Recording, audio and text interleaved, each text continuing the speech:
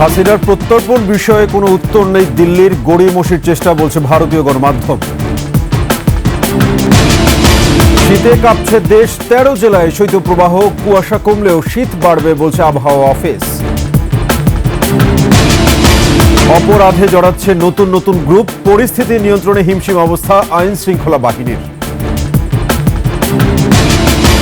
নতুন করে কর আরোপ বাজারে প্রভাব পড়বেই, অর্থ উপদেষ্টার বক্তব্য শুধুই সান্ত্বনার, মন্তব্য অর্থনীতিবিদদের।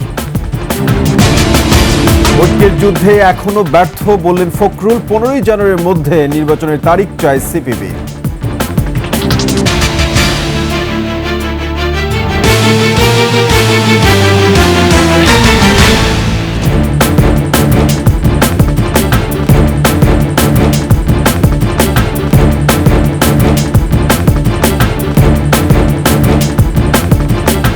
শুনছিলেন সংবাদ শিরোনাম, আমন্ত্রণ রাতের 21 সংবাদে, সাথে আছে আমি সাব্বির আহমেদ। দর্শক, 21 টেলিভিশনের সংবাদ একই সাথে সরাসরি দেখতে পাবেন আমাদের ফেসবুক পেজ www.facebook.com/2124 অনলাইনে। এছাড়া সাবস্ক্রাইব করতে পারেন www.youtube.com/@21 চ্যানেলে। এছাড়া সংবাদে আরও থাকছে বিমূর্ত ভিজুয়াল শিরোনামে প্রবাসী দম্পতির চিত্র প্রদর্শনী, ফুটে উঠেছে শিল্পমনের আপন সত্তা।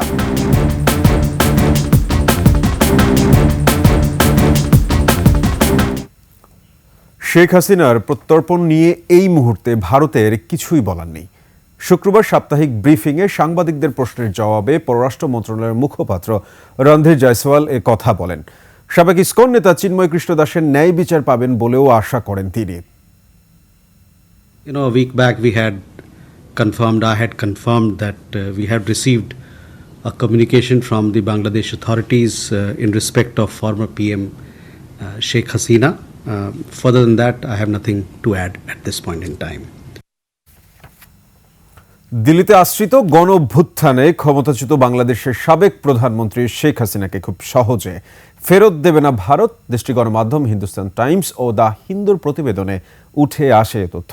এতে বলা হয়, শুধুমাত্র নোট ভার্বাল যথেষ্ট মনে করছে না ভারত, তবে ভারতের মাটিতে বসে বাংলাদেশ নিয়ে শেখ হাসিনার বিবৃতি বক্তব্য দু দেশের সম্পর্কে তিক্ততা বাড়াচ্ছে বলে উল্লেখ করা হয় প্রতিবেদনে। দুলি মল্লিকের ডেস্ক রিপোর্ট। ছাত্র জনতার গণ অভ্যুত্থানের মুখে 5 আগস্ট দেশ ছেড়ে ভারতের দিল্লিতে আশ্রয় নেন বাংলাদেশের ক্ষমতাচ্যুত সাবেক প্রধানমন্ত্রী শেখ হাসিনা। অন্তর্বর্তী সরকার দায়িত্ব নেয়ার পর তার বিরুদ্ধে মানবতাবিরোধী অপরাধ ও গণহত্যার অভিযোগে মামলা হয়। পলাতক ঘোষণা করে জারি করা হয় গ্রেপ্তারি পরোয়ানাও। প্রত্যর্পণ চুক্তির আওতায় শেখ হাসিনাকে ফেরত চেয়ে দিল্লির কাছে 23 ডিসেম্বর নোট ভার্বাল বা কূটনৈতিক নোট পাঠায় বাংলাদেশ। এ নিয়ে এখনো কোনো জবাব দেয়নি ভারত। তবে দেশটির দুই গণমাধ্যম হিন্দুস্তান টাইমস ও দ্য হিন্দুর প্রতিবেদনে অনেকটা স্পষ্ট ভারতের মনোভাব ও গড়িমসির চেষ্টা। এতে বলা হয়, স্পর্শকাতর ইস্যুতে নোট ভার্বাল যথেষ্ট নয়, কূটনৈতিক বিনিময়ের সর্বনিম্ন স্তর এটি। ভারতের অভিযোগ, সব আনুষ্ঠানিকতা শেষ না করেই হাসিনাকে ফেরত চাইছে বাংলাদেশ। অন্তর্বর্তী সরকারের রাজনৈতিক উদ্দেশ্য নিয়েও প্রশ্ন রয়েছে দিল্লির।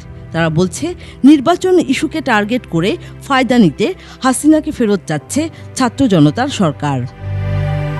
প্রতিবেদনে বলা হয়, অন্তর্বর্তী সরকার নয়, জনগণের ভোটে নির্বাচিত সরকারের কাছে শেখ হাসিনাকে ফেরত দিতে আগ্রহী দিল্লি। ভারতের সঙ্গে হাসিনা ও তার পরিবারের দীর্ঘ সময়ের সম্পর্কের কথা তুলে ধরা হয়। এ অবস্থায় হাসিনাকে ফেরত পাওয়ার আশা বৃথা বলে উল্লেখ করা হয়। তবে দিল্লিতে বসে বাংলাদেশ নিয়ে শেখ হাসিনার বিবৃতি বক্তব্য দুদেশের সম্পর্কের তিক্ততা ও ভূ রাজনৈতিক উত্তেজনা বাড়াচ্ছে, যা দিল্লির বিবেচনা করা উচিত বলে জানায় the Hindu. Duli Mallick, desk report, 21 television. পৌষের শীতে কাঁপছে পুরো দেশ, মৃদু শৈত্যপ্রবাহ বইছে 13 জেলায়। কুয়াশা আর কনকনে ঠান্ডায় নাকাল জনজীবন, সবচেয়ে বেশি ভোগান্তিতে উত্তরের জনপদ। মৌসুমের সর্বনিম্ন তাপমাত্রা পঞ্চগড়ের তেঁতুলিয়ায় 8.3 ডিগ্রি সেলসিয়াস। সহকর্মীদের সহায়তায় ডেস্ক রিপোর্ট। 3 দিন ধরে আকাশ ঢেকে আছে কুয়াশার চাদরে, দেখা নেই সূর্যের। ভরা পৌষের শীতে নাকাল জনজীবন। তাপমাত্রা কমে মৃদু শৈত্যপ্রবাহ বইছে রাজশাহী, কুষ্টিয়া, নওগাঁ, রংপুর, কুড়িগ্রাম ও পঞ্চগড়ে। তীব্র শীতের কবলে এসব জনপদের মানুষ। মৌসুমের সর্বনিম্ন তাপমাত্রায় কাঁপছে পঞ্চগড়ের তেঁতুলিয়া। হিমালয়ের হিমশীতল বাতাস আর শীতের দাপটে প্রয়োজন ছাড়া ঘর ছাড়ছেন না কেউ। সারা বৃষ্টির মধ্যে কুয়াশা পড়ছে, ভ্যালিস্কা চলা যায় না, হাত পা কোকড়া হয়ে গেছে, কাজ কাম করা যাচ্ছে না, বাইরে থাকা যাচ্ছে না। রংপুরেও ঘন কুয়াশা আর ঠান্ডা বাতাসের দাপট। শীত থেকে বাঁচতে উষ্ণতার ওম খুঁজছেন খেটে খাওয়া মানুষ, তবুও ছুটতে হচ্ছে জীবিকার খোঁজে। আমি একজন করতে পারতেছি না। এই হাড়ভাঙ্গার শীতে আসলে খুবই অবস্থা খারাপ। শৈত্যপ্রবাহের কবলে পড়ে নাকাল কুড়িগ্রামের জনজীবন। হিমেল বাতাসের সাথে ঘন কুয়াশায় ঢাকা প্রকৃতি। ঠান্ডার কারণে আমরা কোনো কাজকর্ম করতে পারি না। রাজশাহী অঞ্চলের উপর দিয়েও বইতে শুরু করেছে মৃদু শৈত্যপ্রবাহ। বেড়েছে শীতের তীব্রতা। তাপমাত্রার পারদ কমছে চুয়াডাঙ্গাতেও। উত্তরে হিমেল বাতাসে অনুভূত হচ্ছে কনকনে শীত। বিপাকে খেটে খাওয়া ও ছিন্নমূল মানুষ। গত কয়েকদিন আগে কম ছিল, কালকে থেকে একটু বেশি। দিন মানে কুয়াশা ছিন্ন, কিছু দেখাও যাচ্ছে না। হাড় কাঁপানো শীতে কাবু ঠাকুরগাঁও। ঘন কুয়াশার সাথে হিমেল বাতাস, কাহিল সাধারণ মানুষ। রাত হলেই ঘড়ি ঘড়ি বৃষ্টির মতো ঝরছে কুয়াশা। ঠান্ডা বাতাস খুব কষ্ট লাগে। উত্তরে হিমেল হাওয়া ও তীব্র শীতে পাবনার জনজীবনেও নেমেছে স্থবিরতা। দিনের বেশিরভাগ সময় মিলছে না সূর্যের দেখা। যারা বৃদ্ধ তাদের চলাচল যাতায়াত অসুবিধা হচ্ছে। মুকুল খান, ডেস্ক রিপোর্ট, 21 টেলিভিশন। এদিকে আবহাওয়া অফিস বলছে ৩-৪ দিনের মধ্যে কুয়াশা কমলেও শীত আরও বাড়তে পারে। একই সাথে দেশের উত্তরাঞ্চলে বৃষ্টির সম্ভাবনাও রয়েছে। রাজধানীর শীতের পরিস্থিতি জানাচ্ছেন মাহতাব মিনহাজ। মঙ্গলবার সন্ধ্যা থেকে কমতে শুরু করে রাজধানীর তাপমাত্রা। একই সঙ্গে হিমেল বাতাসে জবুথবু হয়ে যায় সব। শুক্রবারও দেখা মেলেনি সূর্যের। ঘন কুয়াশায় সূর্যের তাপ মাটিতে না আসায় শীত যেন জেঁকে বসেছে। রাজধানীতে এদিন মৌসুমের সর্বনিম্ন তাপমাত্রা রেকর্ড করা হয়েছে 13.6 ডিগ্রি সেলসিয়াস। বাসা থেকে বের হওয়ার পরই বোঝা গেল যে অত্যন্ত শীত। আজকে ঢাকা চলাচল খুবই কঠিন। আজকে অন্য দিনের তুলনায় শীত তুলনামূলকভাবে কিছুটা না অনেকটাই বেশি, যা আজকে আমি 2-3টা পরার পরে প্রায় এখনো কাঁপতেছি শীতে। শীতের দাপটে খেটে খাওয়া সাধারণ মানুষরা পড়েছেন ভোগান্তিতে। শীতের মধ্যে যাত্রী কম, টুকটাক ভাড়া বেশি একটা নাই, মানুষ রাস্তাঘাট বাইরে না শীতের মধ্যে। শীতের জন্য কাজ কাম করতে পারি না, রাস্তায় কেউ আমাদের জিগায় না। কনকনে শীতের মধ্যে ভোগান্তিতে পড়েছে শিক্ষার্থীরাও। আমাদের চাইতে যারা ছোট তাদেরও প্রচুর পরিমাণ কষ্ট হচ্ছে। আমাদের অনেক কষ্ট হচ্ছে, তাও তো আসতে হবে কলেজে। প্রতিবারের থেকে এবার শীতের অনুভূতি খারাপ, এবার আমি বেশি শীত পড়ছে। সবচেয়ে বেশি ভুগছেন হতদরিদ্র, গৃহহীন ও ছিন্নমূলেরা। রাত্রে এরা খুব ঠান্ডা লাগে, কাপড় চোপড়ের অভাব। আমাদের ঘর বাড়ি নেই, থাকার কষ্ট, রাত্রে বেলা থাকতে হবে না, রোডে ঘাটে কাপড় চোপড় নাই, যেটা কম্বল পাইতাম গায়ে দিতাম। অন্যদিকে উষ্ণতার খোঁজে গরম পোশাক কিনতে ফুটপাতে ভিড় করছেন মধ্যবিত্ত ও নিম্নবিত্তরা। বেচা বিক্রি ভালো হচ্ছে, আলহামদুলিল্লাহ ভালো হচ্ছে। শীত আরো বাড়লে আরো ভালো হবে। আবহাওয়া অফিস বলছে এমন কুয়াশা সহ শীত থাকতে পারে আরো 3 থেকে 4 দিন। ঘন কুয়াশার জন্য সূর্যের দেখাটা দিনের তাপমাত্রাটা কমে আসছে এবং দিনের তাপমাত্রা কমে আসার জন্য কিন্তু তীব্র শীতটা অনুভূত হচ্ছে। ঢাকাতে আজকে সর্বনিম্ন তাপমাত্রা 13.6 ডিগ্রি। এটাও কিন্তু এই মৌসুমে সর্বনিম্ন তাপমাত্রা ঢাকার জন্য।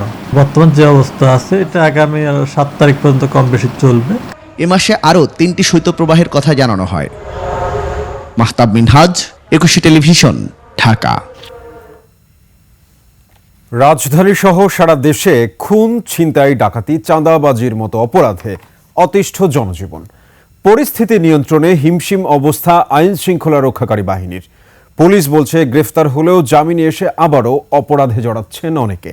আর অপরাধ বিশেষজ্ঞরা বলছেন নতুন নতুন গ্রুপ আর ব্যক্তি অপরাধে জড়িয়ে পড়ছে। এ অবস্থায় দ্রুত শক্ত হাতে অপরাধ দমনের বিকল্প নেই। দীপু শিকদারের রিপোর্টে থাকছে বিস্তারিত।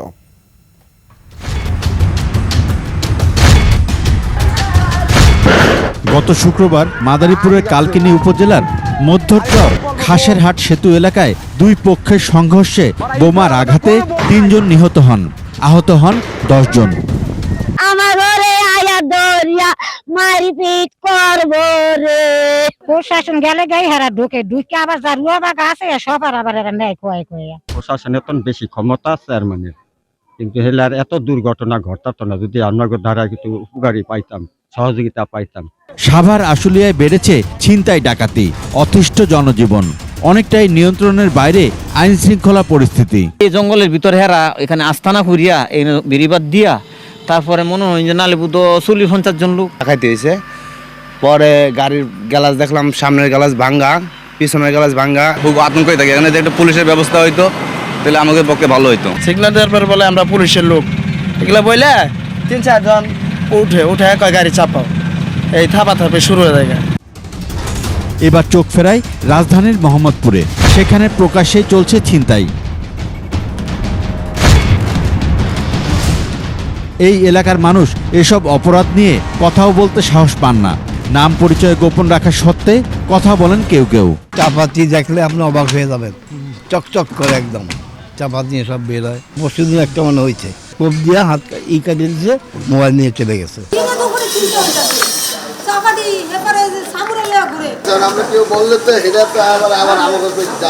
এখানে সব সময় আপনার প্রতিনিয়ত আতঙ্কে থাকে মানুষ, চুরি ছিনতাইয়ের। কলাবাগান এলাকায় ছিনতাইয়ের চিত্র এটি। সেখানে ছিনিয়ে নেওয়া হচ্ছে মূল্যবান জিনিসপত্র। আর এই অপরাধের দৃশ্য হানিফ ফ্লাইওভারে। এ সময় ছিনতাইকারীদের হাতে প্রাণ হারান একজন।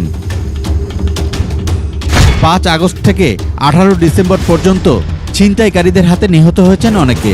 এসব ঘটনায় আতঙ্কিত সাধারণ মানুষ। পুলিশ সদর দপ্তরের ওয়েবসাইটে দেয়া আগস্ট থেকে নভেম্বর পর্যন্ত অপরাধের পরিসংখ্যানটাও বেশ ভারী।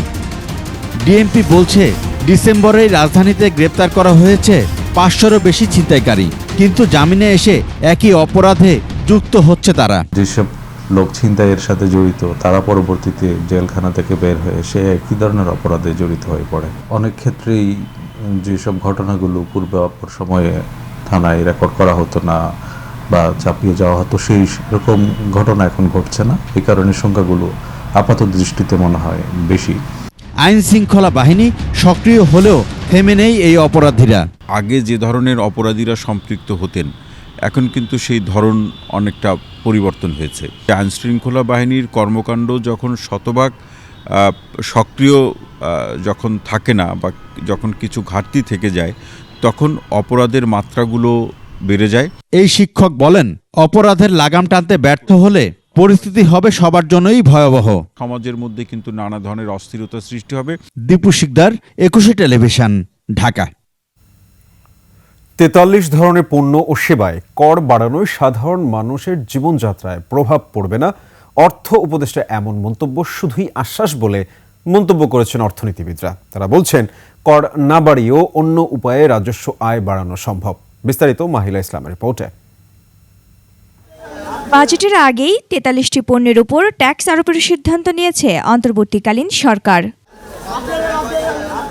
সরকারের এমন সিদ্ধান্তের পর অর্থ উপদেষ্টা বলেছেন, এতে নিত্যপণ্যের বাজারে প্রভাব পড়বে না। জিনিসপত্রের দামের উপরে তেমন প্রভাব পড়বে না।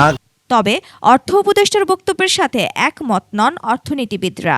তারা বলছেন, এতে রাজস্ব আয়ও খুব একটা বৃদ্ধি পাবে না। এই ধরনের আসলে বিবৃতি দেওয়াটা উচিত নয়। তার কারণ আমরা সবাই বুঝতে পারছি যে কর বাড়লেই জিনিসপত্রের দাম বাড়ে। অতীতে সবসময় দেখা গেছে যে কর যতটুকু বাড়ে অন্তত ততটুকু তো বাড়েই, তার চাইতে বেশিও বাড়তে পারে জিনিসপত্রের দাম। উপদেষ্টা যেটা বলেছেন যে দ্রব্যের দাম বাড়বে না, আমি জানি না কোন থিওরি এটা কাজ, কিন্তু নর্মালি অর্থনীতির থিওরি বলে যে কর বাড়ালে সেটা সরাসরি গিয়ে দ্রব্যের মূল্যের উপরে পড়ে। সেক্ষেত্রে বাংলাদেশের বিষয়টা তো আরো সেনসিটিভ। সরাসরি পণ্য বা সেবায় কর না বাড়িয়ে ব্যক্তি আয় ও বিনিয়োগের দিকে দৃষ্টি দেওয়ার তাগিদ তাদের। আন্তর্জাতিক বাণিজ্য থেকে বিশেষ করে যে আমদানি থেকেও কিন্তু এখানে রাজস্বটা কমে গেছে এবং একই সঙ্গে ভেতরের যে মূসক সেটাও কমে গেছে এবং পাশাপাশি ব্যক্তি পর্যায়ে যে আয়কর সেটাও কিন্তু বা কর্পোরেট ইনকাম ট্যাক্স সেটাও কমে গেছে। তো এখন আমাদের মূল আসলে মনোযোগ দেওয়া উচিত হলো বিনিয়োগ বৃদ্ধির দিকে। বিনিয়োগ না বাড়লে কিন্তু রাজস্ব বাড়বে না। ছোট ব্যবসায়ী আছে যারা এখনো ভেটের আওতায় আসেনি, অনেকে আছে। আজকাল ঢাকা শহরে যারা ছোট ছোট বিজনেস করে একটা চটপটিওয়ালার কিন্তু ইনকাম মাসে 30,000-এর বেশি হচ্ছে। সুতরাং এগুলোকে আইডেন্টিফাই করে তাদেরকে ভ্যাটের আওতায় নিয়ে আসা, বিশেষ করে ট্রেড ভ্যাট যেটাকে বলি সেইটা, প্লাস আমি বলবো যে এনফোর্সমেন্ট যারা আসলে ট্যাক্স দিচ্ছে না, অব্যাহতি নিচ্ছে, ফাঁকি দিচ্ছে, তাদেরকে খুঁজে বের করে, আর একটা হচ্ছে যে এনবিআর যাদের এটা দায়িত্ব আছে তাদের সক্ষমতা বৃদ্ধি করা। রাজস্ব বাড়াতে সরকারের সক্ষমতা বাড়ানোর কথাও বলছেন অর্থনীতিবিদরা। মাহিলা ইসলাম, 21 টেলিভিশন, ঢাকা। গণতান্ত্রিক যুদ্ধ শেষ হলেও ঐক্যের যুদ্ধে ব্যর্থতা রয়েছে বলে মন্তব্য করেছেন বিএনপি মহাসচিব মির্জা ফখরুল ইসলাম আলমগীর। দিনাজপুর সরকারি কলেজের অর্থনীতি বিভাগের সুবর্ণ জয়ন্তী অনুষ্ঠানে তিনি বলেন, ফ্যাসিস্ট সরকারের পতনের পর বর্তমানে গণতন্ত্র চর্চার যে সুযোগ এসেছে তা ছাত্র জনতাই করে দিয়েছে। চিত্ত ঘোষের তথ্যচিত্রে ইউসুফ হাসান নাইমের ডেস্ক রিপোর্ট। দিনাজপুর সরকারি কলেজের অর্থনীতি বিভাগের 50 বছর পূর্তি উপলক্ষে গুণীজন সংবর্ধনা অনুষ্ঠানে যোগ দেন বিএনপি মহাসচিব মির্জা ফখরুল ইসলাম আলমগীর। তিনি বলেন, রাজনৈতিক দলগুলোর মধ্যে সহনশীলতার অভাবে ঐক্যের জায়গায় একমত হওয়া যায়নি, তাই গণতান্ত্রিক যুদ্ধ শেষ হলেও ঐক্যের যুদ্ধে ব্যর্থতা রয়ে গেছে। এখানে পর পর গণতন্ত্রকে হত্যা করার চেষ্টা করা হয়েছে, ফলে এখানে ডেমোক্রেটিক ইনস্টিটিউশনগুলো তৈরি হয়নি, গণতান্ত্রিক যে প্রতিষ্ঠান সেই প্রতিষ্ঠানগুলো তৈরি হয়নি। আমরা রাজনৈতিক দলগুলো পরস্পরের সঙ্গে বিরোধী লিপ্ত হয়েছি, কিন্তু সহনশীলতার মধ্য দিয়ে গণতন্ত্রকে চর্চা করে আমরা যদি সবাই এগিয়ে যেতে পারি, তাহলে কিন্তু আমরা গণতন্ত্রকে লাভ করতে পারবো, আমাদের অধিকারকে অর্জন করতে পারবো। মির্জা ফখরুল বলেন, গত 15 বছর সাধারণ মানুষ ভোটাধিকার থেকে বঞ্চিত ছিল, তাই প্রজন্মের পর প্রজন্ম আজ ভোটাধিকার বিষয়ে অজ্ঞ। কি করুন সময় গেছে, চিন্তা করে দেখুন যে আমরা ভোট দিতে পারিনি। আমাদের এই ছেলেরা এখানে বসে আছে, আমার স্ত্রীর বিশ্বাস তারা ভোট কি বলে কখনো দেখতে পাইনি। তিনটে টার্ম 15 বছর গেছে। 1973 সালে প্রভাষক হিসেবে মির্জা ফখরুল ইসলাম দিনাজপুর সরকারি কলেজের অর্থনীতি বিভাগে যোগদান করেন, পরে ইতিহাস বিভাগ চালু করেন। অর্থনীতি Yusuf Hasan Naim, desk report, 21 television. দফায় দফায় যারা ক্ষমতায় এসেছে তারাই জনগণের আমানত মর্যাদা রক্ষা করেনি বলে মন্তব্য করেছেন জামায়াতের আমির ডাক্তার শফিকুর রহমান। নাটোরের নবাব সিরাজউদ্দৌলা সরকারি কলেজ মাঠে জেলা জামায়াতের কর্মী সম্মেলনে তিনি বলেন, ক্ষমতাবানরা সেবকের কথা বলে মালিক হয়ে বসেছিলেন। সবচেয়ে বেশি কষ্ট দিয়েছে 15 বছরের ফ্যাসিস্ট সরকার, তারা ক্ষমতায় থাকতে গুম ও খুন করেছে। দফায় দফায় ক্ষমতায় যারা এসেছেন, জনগণের আমানতের খেয়ানত তারা করেছে, এই আমানতের মর্যাদা তারা রক্ষা করেননি। সেবকের কথা বলে ক্ষমতায় এসে তারা মালিক হয়ে বসেছিলেন। কম বেশি সবাই এই জাতিকে কষ্ট দিয়েছেন, জুলুম করেছে। সবচাইতে বেশি কষ্ট দিয়েছে গত 15.5 বছরের ফ্যাসিস্ট সরকার। তারা সবার গায়ে হাত দিয়েছে, আমাদের সেনাবাহিনী দিয়ে শুরু করেছে, আর আমাদের বুকের সন্তান যুবক যুবতীদেরকে দিয়ে শেষ করেছে। 15 জানুয়ারির মধ্যে নির্বাচনের সুনির্দিষ্ট তারিখ ঘোষণার দাবি জানিয়েছে সিপিবি। দলটি জানিয়েছে, আগামী 10 জানুয়ারি থেকে রাজনৈতিক দলগুলোর সাথে মত বিনিময় করবে তারা। বাজার সিন্ডিকেট রোধে বিকল্প সরবরাহ ব্যবস্থা গড়ে তোলারও তাগিদ দিয়েছে সিপিবি। মফিউর রহমানের রিপোর্ট। জুলাই আগস্টের হত্যাকাণ্ডের বিচার ও ক্ষতিগ্রস্তদের পুনর্বাসন সহ 24 আকাঙ্ক্ষা বাস্তবায়নে রাজধানীর সোহরাওয়ার্দী উদ্যানে বাংলাদেশের কমিউনিস্ট পার্টি সিপিবির সমাবেশ। অংশ নেন দলের নেতাকর্মীরা। সিপিবি নেতারা বলেন, জনগণের ক্ষমতা নিশ্চিত করলে সমস্যা সমাধান হবে। আপনারা যদি বিশ্বাস করেন যে প্রজাতন্ত্রের মালিক জনগণ, জনগণের ক্ষমতায় নিশ্চিত করেন, সমস্যার সমাধান সেখানেই হবে। সমাবেশ থেকে দাবি উঠে আসে নির্বাচনের রোডম্যাপ সহ সুনির্দিষ্ট তারিখ ঘোষণার। আগামী 10 জানুয়ারি থেকে আমরা বিভিন্ন রাজনৈতিক দল, সংগঠন, ব্যক্তিবর্গের সাথে মত বিনিময় করব, ঐক্য গড়ে তোলার সুনির্দিষ্ট পদক্ষেপ গ্রহণ করব। প্রয়োজনীয় সংস্কার করে অতি সত্বর নির্বাচনের সুনির্দিষ্ট তারিখ ও রোডম্যাপ ঘোষণা করে দেশ জাতিকে সংকট মুক্ত করা। দেশের আইনশৃঙ্খলা পরিস্থিতির উন্নতি ও সার্বজনীন রেশনিং ব্যবস্থা চালুরও দাবি জানান বক্তারা। পরে বের হয় র্যালি। মফিউর রহমান, 21 টেলিভিশন, ঢাকা। নিচ্ছি সংবাদ বিরতি। যখন ফিরছি তখন অন্যান্য সংবাদের সঙ্গে আরও যা থাকছে। বৈরী আবহাওয়াতে জমে উঠছে আন্তর্জাতিক বাণিজ্য মেলা, পণ্য মূল্যে মিশ্র প্রতিক্রিয়া।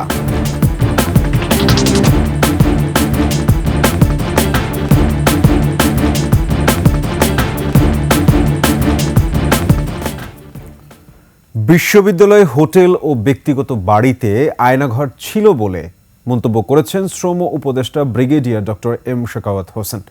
খুলনা সরকারি সুন্দরবন আদর্শ কলেজের ৫৬তম সুবর্ণ জয়ন্তী ও পুনর্মিলনী অনুষ্ঠানে তিনি এ কথা বলেন।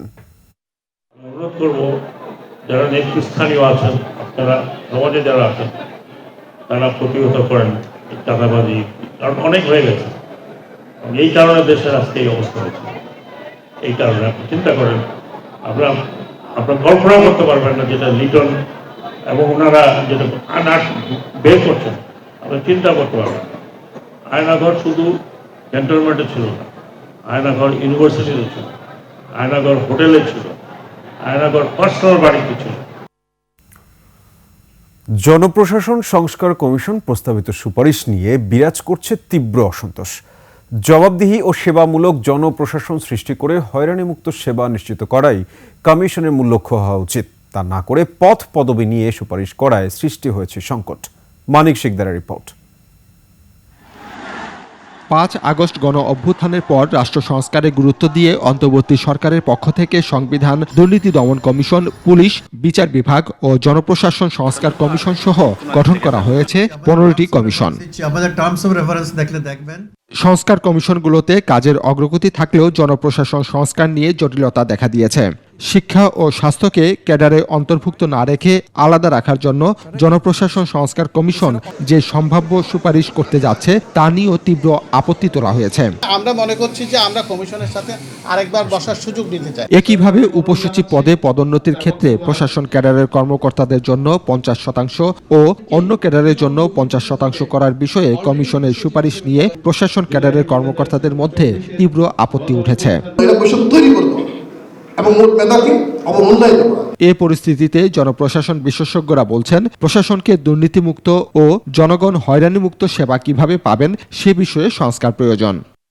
সংস্কার কমিশনের কাজ হচ্ছে আপনার জবাবদিহিতামূলক এবং সেবামূলক একটা জনপ্রশাসন সৃষ্টি করে, কিভাবে জনপ্রশাসনটা তাদের সার্ভিস ডেলিভারি ভালোভাবে দিতে পারে, জনগণ হয়রানিমুক্তভাবে তাদের সেবা পাইতে পারে, আপনার দুর্নীতিমুক্ত করা যায় কিভাবে, এইটা জনসংস্কার কমিশনের মূল কাজ। কিন্তু তারা এই কাজ রাখে আপনার যেইটা নাকি আপনার এই ক্যাডার বিরোধ, এটা কিন্তু আজকের না, বহু পুরানো বিরোধ এবং এটা সহজে মিটানোরও না। উপসচিব পুলে প্রশাসন ক্যাডারের জন্য 50% কোটা রেখে অন্যান্য 25টি ক্যাডারের জন্য 50% পরীক্ষার ভিত্তিতে নিয়োগ এবং শিক্ষা ও স্বাস্থ্য ক্যাডারকে সিভিল সার্ভিস থেকে আলাদা করার সুপারিশ নিয়েও জটিলতা বাড়বে বলে মনে করছেন সাবেক জনপ্রশাসন কর্মকর্তারা। প্রত্যেকেরই ব্যক্তিগত যে রেকর্ড, যেটা সারা জীবনের চাকরি, সেগুলোর ভিত্তিতে একজন অফিসারকে মূল্যায়ন করা, এটাই বোধহয় ঠিক। এই পরীক্ষাটা করতে গেলে পরে আরেকটা দিক উন্মোচিত হবে, আরো অনেক ঝামেলা হবে। তখন শোনা যাবে প্রশ্নপত্র ফাঁস হয়ে গেছে। আর আপনার এই লিখিত পরীক্ষা এইভাবে নিয়ে তাদের মেধা যাচাই করতে পারবেন, কিন্তু যোগ্যতা এবং অভিজ্ঞতা, দক্ষতা, এটা তো হবে না। প্রশাসন চালাতে শুধু মেধা নয়, অভিজ্ঞতা ও দক্ষতা প্রয়োজন। তাই এ বিষয়ে আরো সতর্কতার আহ্বান বিশেষজ্ঞদের। অভিজ্ঞতা, সেই প্রশিক্ষণ, সেগুলো শুধুমাত্র প্রশাসনের যারা কর্মকর্তা সারা জীবন ওই লাইনে যারা চাকরি করে তাদেরই আছে, অন্যদের নাই। অতএব আগে যেটা ছিল, যেহেতু তাদের স্কোপ একটা সুযোগ সৃষ্টি করে দেওয়া অন্য সার্ভিসে, সেটার জন্য কি ছিল 25%, শতকরা 25%, ওটাই ঠিক ছিল। মানিক শিকদার, 21 টেলিভিশন, ঢাকা। চট্টগ্রামের প্রথম এলিভেটেড এক্সপ্রেসওয়েতে শুরু হলো টোল আদায়। পতেঙ্গা থেকে লালখান বাজার পর্যন্ত 16 কিলোমিটার দীর্ঘ এই এলিভেটেড এক্সপ্রেসওয়েতে টোল কার্যক্রম উদ্বোধন করেন গণপূর্ত উপদেষ্টা আদিলুর রহমান। উড়াল এই সড়কটি নামকরণ করা হয়েছে ছাত্র গণ অভ্যুত্থানে চট্টগ্রামে নিহত প্রথম শহীদ ওয়াসিম আকরামের নামে। চট্টগ্রাম থেকে রিপোর্ট করছেন হাসান ফেরদৌস, ক্যামেরায় ছিলেন বিপ্লব মজুমদার। গত বছরের আগস্ট থেকে চট্টগ্রামের এই এলিভেটেড এক্সপ্রেসওয়েতে যান চলাচল শুরু হলো। টোল আদায় শুরু হয় শুক্রবার থেকে। কার্যক্রম উদ্বোধন করেন গণপূর্ত উপদেষ্টা আদিলুর রহমান। উপস্থিত ছিলেন city mayor doctor Shahadat Hossain, সিডিএর chairman সহ বিভিন্ন কর্মকর্তারা। প্রাথমিক পর্যায়ে সিডিএ টোল আদায় করলেও পরবর্তীতে এর জন্য অপারেটর নিয়োগ করা হবে। টোল কার্যক্রমটা আলটিমেটলি অপারেটররাই করবে। পরবর্তীতে আমরা এস্টিমেট সহ টেন্ডারে যাচ্ছি, হয়তো এটা 4-5 মাস লাগবে। আপাতত আমাদের কনসালটেন্টে যে লোকগুলো আছে তাদেরকে দিয়ে আমরা টোল কার্যক্রমটা চালাবো। আমরা সবাই মিলে সম্মিলিতভাবে ইনস্টিটিউশনাল ডিফারেন্সগুলো আমরা ভুলে গিয়েছি। আমরা একটা ইন্টিগ্রেশনের মাধ্যমে কাজ করতে চাচ্ছি। আমাদের কাছে বাংলাদেশ এবং চট্টগ্রাম এগুলি আমাদের কাছে বড়, আমাদের প্রতিষ্ঠান নয়। গণ অভ্যুত্থানে নিহত শহীদদের অবদান নতুন প্রজন্মের কাছে তুলে ধরতে সরকার সারা দেশে বিভিন্ন স্মৃতিচিহ্ন তৈরি করছে বলে জানান গণপূর্ত উপদেষ্টা। সারা দেশে যারা এই জুলাই অভ্যুত্থানে শাহাদাত বরণ করেছেন তাদের জন্য বিভিন্ন জায়গায় স্মৃতিচিহ্ন তৈরি করছি, যেন সারা দেশের মানুষ এবং আগামী প্রজন্ম তাদের অবদানের কথা স্মরণ করতে পারে। এলিভেটেড এক্সপ্রেসওয়েতে মোটরসাইকেল ও পণ্যবাহী ট্রেলার ছাড়া 10 ধরনের গাড়ি চলাচলের অনুমতি দেওয়া হয়েছে। 2023 সালের নভেম্বরে উদ্বোধনের সময় এটির নামকরণ করা হয়েছিল চট্টগ্রামের সাবেক mayor ABM Mohiuddin Chowdhury elevated expressway. Hasan Ferdous, 21 television, Chattogram. শুরু হয়েছে উদীচী ঢাকা মহানগর শাখার 2 দিনের চতুর্দশ সম্মেলন। রাজধানী জাতীয় চিত্রশালা মিলনায়তন বাংলাদেশ শিল্পকলা একাডেমির সামনে নাচে গানে মেতে ওঠে বাংলাদেশ উদীচী শিল্প গোষ্ঠী। এই সম্মেলনের উদ্বোধন করেন জুলাই গণ অভ্যুত্থানের শহীদ নাফিজের মরদেহ বহনকারী রিকশাচালক নূর মোহাম্মদ। বিস্তারিত সুমাইয়া খানের রিপোর্টে। বাঙালির সার্বিক মুক্তির চেতনাকে ধারণ করে গড়ে ওঠা বাংলাদেশের বৃহৎ সাংস্কৃতিক সংগঠন উদীচী। 1968 সালে বিপ্লবী কথাশিল্পী সত্যেন সেন সংগঠনটি গঠন করেন। জন্মলগ্ন থেকে উদীচী অধিকার, স্বাধীনতা ও সাম্যের সমাজ নির্মাণের সংগ্রাম করে আসছে।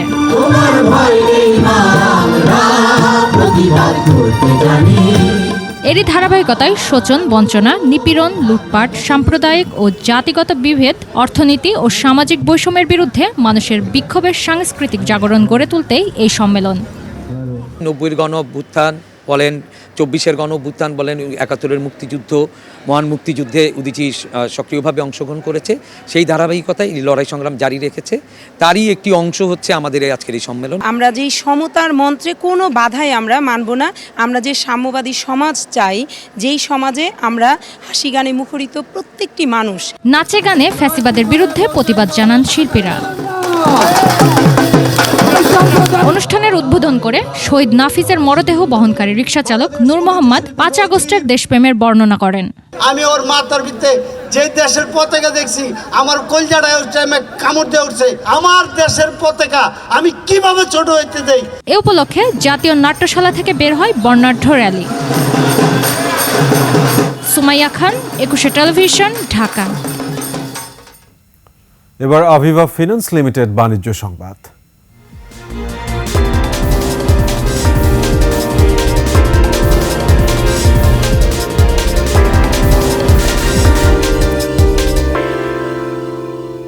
বৈরী আবহাওয়ার মধ্যেও সাপ্তাহিক ছুটির দিনে জমে উঠেছে ঢাকা আন্তর্জাতিক বাণিজ্য মেলা। ক্রেতা আকর্ষণ করতে বিভিন্ন পণ্যে দেয়া হচ্ছে ছাড়, তবে দাম নিয়ে ক্রেতাদের মধ্যে রয়েছে মিশ্র প্রতিক্রিয়া। অপু খন্দকারের ক্যামেরায় শিউলি স্বপ্নমের রিপোর্ট। উদ্বোধনের 2 দিন পর বাণিজ্য মেলার প্রথম শুক্রবারে কিছুটা ক্রেতা খরা কেটেছে। দুপুরের পর থেকে বাড়তে থাকে দর্শনার্থী ও ক্রেতা সমাগম। থ্রি-পিস, জুতা, গহনা, ব্যাগ, সুগন্ধি সহ ব্যবসায়ীরা বিভিন্ন পণ্যের পসরা সাজিয়েছেন। তবে খারাপ আবহাওয়ার কারণে ক্রেতার উপস্থিতি কম বলছেন বিক্রেতারা। আশা করেছিলাম যে কাস্টমারের একটা চাপ থাকবে, যে আমাদের বেচা কেনা একটু ভালো হবে, কিন্তু ওই অনুরূপ আমরা কাস্টমার পাচ্ছি না। ঠান্ডার কারণে এই জন্য মনে করেন পাবলিক আসতে পারতেছে না ঢাকার থেকে। আর ক্রেতারা বলছেন মেলায় এখনো পুরোপুরি সব স্টল খোলা হয়নি, জিনিসপত্র তুলনামূলক কম। মোটামুটি রিজনেবলও আছে, আবার কিছু জিনিসের খুব বেশি ওভার প্রাইসও আছে। শুরুর দিকে আসার কারণে দেখা গেছে যে প্রাইসটাও একটু বেশি, অফারও কম। সব স্টল এখন ওপেন হয়নি, বাট যা আছে সেগুলো একটু প্রাইস একটু বেশি লাগছে। মেলায় গৃহস্থালী পণ্যের স্টলগুলোতে ক্রেতাদের ভিড় সবচেয়ে বেশি ছিল। প্রথম শুক্রবার হিসেবে অনেক লোক হয়েছে। দুপুরের পর থেকে মোটামুটি ভালো কাস্টমার আসতেছে। আমরা আশাবাদী ইনশাল্লাহ যে আরো মানুষের সমাগম হবে ইনশাল্লাহ। আন্তর্জাতিক মেলা হলেও বিদেশি পণ্য সামগ্রী এখনো কম এবং দেশীয় পণ্যের মূল্য বেশি বলছেন ক্রেতারা। বিদেশি জিনিস কিছু ছিল না সেরকম, গত বছরের থেকে কালেকশন এবার অনেক কম ছিল। তবে মেলায় আগতদের প্রত্যেকেই কিছু না কিছু পছন্দের পণ্য কিনে বাড়ি ফিরছেন। আন্তর্জাতিক এই বাণিজ্য মেলা শুধুমাত্র জিনিসপত্র বেচাকেনার স্থান নয়, এখানে দূর দূরান্ত থেকে মানুষজন আসছেন তাদের প্রিয়জন এবং পরিবার পরিজন সাথে নিয়ে। সার্বিকভাবে এই মেলা হয়ে উঠেছে মানুষের মিলন মেলা। পূর্বাচল থেকে শিউলি শবনম, একুশে টেলিভিশন, ঢাকা। ঢাকা আন্তর্জাতিক বাণিজ্য মেলায় আবুল খায়ের গ্রুপের Marks full cream milk powder ও অরা মিল্ক পুষ্টি দুটি প্যাভিলিয়নের ক্রেতাদের জন্য দেওয়া হচ্ছে আকর্ষণীয় সব অফার। দুধ, চা পাতা, কফি, চকলেট সহ প্রায় 20 ধরনের পণ্যের উপর দেওয়া হচ্ছে ছাড় ও বিভিন্ন ধরনের প্যাকেজ। পণ্য কিনলেই LED TV, washing machine, rice cooker সহ ইনস্ট্যান্ট বিভিন্ন উপহার। এসব পণ্য কিনতে স্টলগুলোতে ক্রেতাদের ভিড়ও চোখে পড়ার মতো। গ্রাহকদের সাথে সম্পর্ক গড়তে এ ধরনের উদ্যোগ বলে জানান কর্মকর্তারা।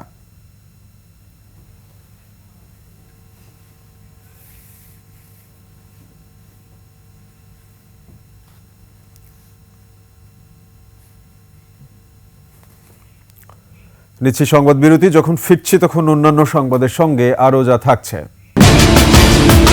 বিপিএলে ঢাকা ক্যাপিটালসকে 20 রানে হারালো খুলনা, থিসেরা পেরেরার সেঞ্চুরি।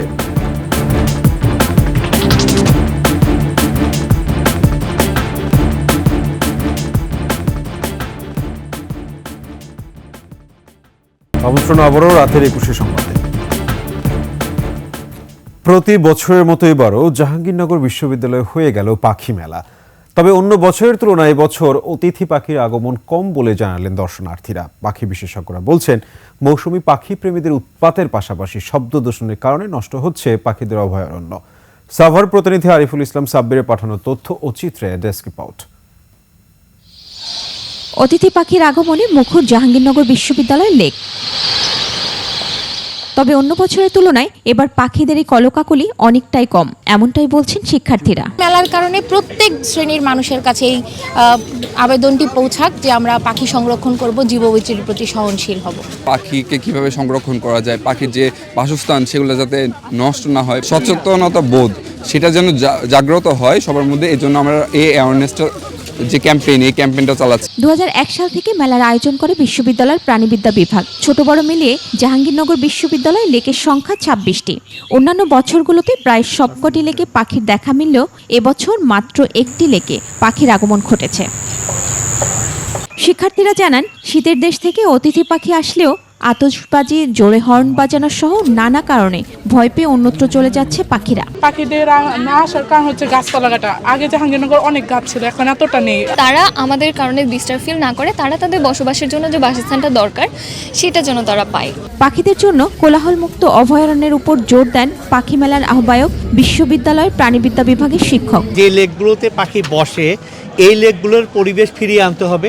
লেক যেমন সঠিক সময়ে পরিষ্কার করাটাও জরুরি, একই সাথে লেকের পাড়ে যে কোলাহল, এটাও কোলাহল মুক্ত করতে হবে। আমরা অতীতেও দেখেছি এর মধ্যে পাখি এসেছে। আমরা আশা করছি আমরা সফলভাবে উদ্যোগগুলো নিতে পারলে পাখি এবার ফিরে আসবে। পাখি রক্ষায় প্রয়োজনীয় পদক্ষেপ নেওয়ার আশ্বাস দিয়ে সবাইকে সহযোগিতা করার আহ্বান জানান উপাচার্য। আমরা নতুনভাবে প্রশাসনে যারা এসেছি তারা প্রাণ প্রকৃতি রক্ষা করে যেন এখানের অবকাঠামো উন্নয়ন এবং অন্যান্য কর্মকাণ্ড পরিচালনা করা যায় তার চেষ্টা করব। জাহাঙ্গীরনগর বিশ্ববিদ্যালয়ে যারা আছেন এবং যারা আসবেন তারা সকলেই যেন আচরণে স্ববিরোধ মুক্ত হন। এদিকে মেলাকে ঘিরে আয়োজন করা হয় বিভিন্ন সাংস্কৃতিক অনুষ্ঠানেরও। মহিমা পলি, ডেস্ক রিপোর্ট, 21 টেলিভিশন। শেষ করছি প্রবাসী দম্পতির চিত্র প্রদর্শনীর খবর দিয়ে। বিমূর্ত ভিজুয়াল শিরোনামে শুরু হয়েছে 13 দিন ব্যাপী চিত্র প্রদর্শনী। প্রবাসী স্থপতি ও শিল্পী পরিবারের এই প্রদর্শনী উদ্বোধনী অনুষ্ঠানে উপস্থিত ছিলেন দেশের শিল্প সংস্কৃতি অঙ্গনের খ্যাতিমান ব্যক্তিত্বরা। মানিক শিকদার রিপোর্ট।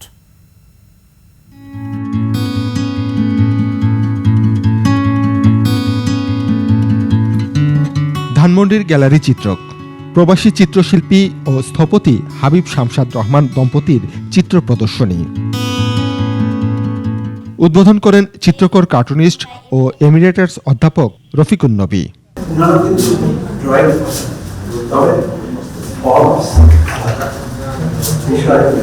স্থাপত্যকলা স্নাতকোত্তর ডিগ্রি অর্জন করে বিশ্বের বিভিন্ন খ্যাতনামা বিশ্ববিদ্যালয়ে শিক্ষকতাকে পেশা হিসেবে বেছে নিলেও ছবি আঁকার নেশা পেয়ে বসে এই দম্পতির।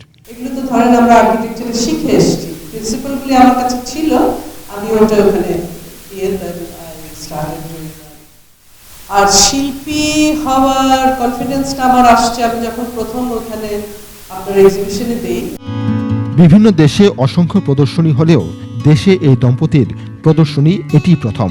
বিদেশে যখন যাই তখন সবাই আমাদের বাঙালিরা ফ্যামিলি, কিন্তু আমি কারো উপরে নির্ভরশীল হইনি,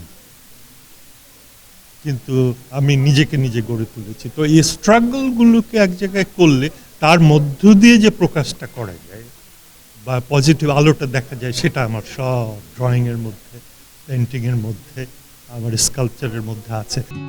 বিমূর্ত ভিজুয়াল শিরোনামে প্রদর্শনীর প্রতিটি চিত্রে তুলে ধরা হয়েছে শিল্পমনের আপন সত্তা। যেই সাদা করে ছবিগুলো দেখছেন ওগুলো হচ্ছে আর্টিস্ট হাবিবুর রহমানের। ওনার কাজগুলো দেখলে আপনি বুঝতে পারবেন ওখানে অনেক স্ট্রেট লাইন দেখতে পাচ্ছেন, অনেক কার্ভ লাইন দেখতে পাচ্ছেন, যেগুলো হচ্ছে স্থাপত্যবিদ্যার সাথে অনেক বেশি সম্পৃক্ত। আর আপুর কাজগুলো যদি দেখেন ওগুলো একদম সফিস্টিকেটেড ওয়ার্ক, ফ্যাব্রিকের উপরে হচ্ছে উনি সিল্ক পেইন্ট করেছেন। 3 জানুয়ারি থেকে 15 জানুয়ারি প্রতিদিন বেলা 11টা থেকে রাত 8টা পর্যন্ত দর্শনার্থীদের জন্য উন্মুক্ত থাকবে এই প্রদর্শনী। মানিক শিকদার, 21 টেলিভিশন, ঢাকা। এর সাথে শেষ করছি রাতের 21 সংবাদ। যাবার আগে সংবাদ শিরোনামগুলো আরো একবার। হাসিনার প্রত্যর্পণ বিষয়ে কোনো উত্তর নেই দিল্লির, গড়িমসির চেষ্টা বলছে ভারতীয় গণমাধ্যম। শীতে কাঁপছে দেশ, 13 জেলায় শৈত্যপ্রবাহ, কুয়াশা কমলেও শীত বাড়বে বলছে আবহাওয়া অফিস। অপরাধে জড়াচ্ছে নতুন নতুন গ্রুপ, পরিস্থিতি নিয়ন্ত্রণে হিমশিম অবস্থা আইন শৃঙ্খলা বাহিনীর। নতুন করে করারোপে বাজারে প্রভাব পড়বেই, অর্থ উপদেষ্টার বক্তব্য শুধুই সান্ত্বনার, মন্তব্য অর্থনীতিবিদদের। ঐক্যের যুদ্ধে এখনো ব্যর্থ বললেন ফখরুল, 15 জানুয়ারির মধ্যে নির্বাচনের তারিখ চায় সিপিবি।